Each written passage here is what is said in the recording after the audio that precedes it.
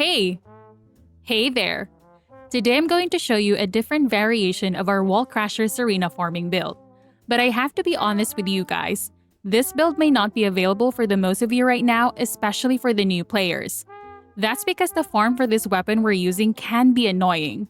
I have to shout my Discord out, especially Help Imagily, because they helped me remember that this weapon existed. I remembered about this weapon as I was already finishing up editing my Divine Punishment video, so I just finished it and decided to make another video about this weapon. And if you saw my now build for Wall Crasher and Storm Hanger, you will see that I was using Nazistor's Devotion in the showcase. That was actually a test for this build. First of all, the reason why this weapon is good is first, Wall Crasher has equal resistance to every weapon damage, so using any attribute weapon works against Wall Crasher. But you will be gaining more DPS if you build into the weapon's base attribute damage. Example, Divine Punishment is fire, then we build into fire. In this case, EXCAVA is an electric attribute, so we build into electric.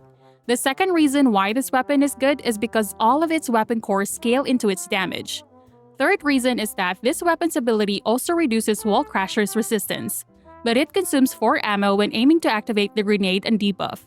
If you've watched my damage reduction video, we get more value out of our shreds the more we shred our enemies. And with defense neutralization, battle melting rounds, and EXCAVA's ability, we are able to shred both defense and electric resistance to 80%, which is the cap. And if we compare this weapon without supports, assuming every buffs have been applied, we can see the insane jump in damage. Your damage is gonna jump even more if you have supports as shown here. Sharon's job is only to use battle melting rounds and maybe Nazistor's Devotion. For now, it's going to be the same as this video here, and one correction, it's not supposed to be Stim Accelerant on the build, but Battle of Stamina.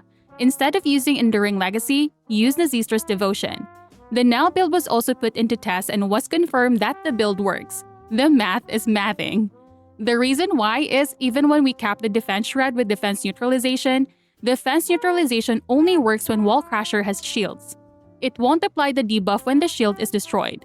This is a good shred after defense neutralization is nullified. You can cooperate with somebody else using a beam rifle with super cooled plasma module if you still want to cap the defense shred after shields. Now, the only problem with EXCAVA is that this can only be acquired through Descendant support coins for people who missed this in the previous battle pass. If your farm for this weapon is still ongoing, you can use my Divine Punishment build in this video right here.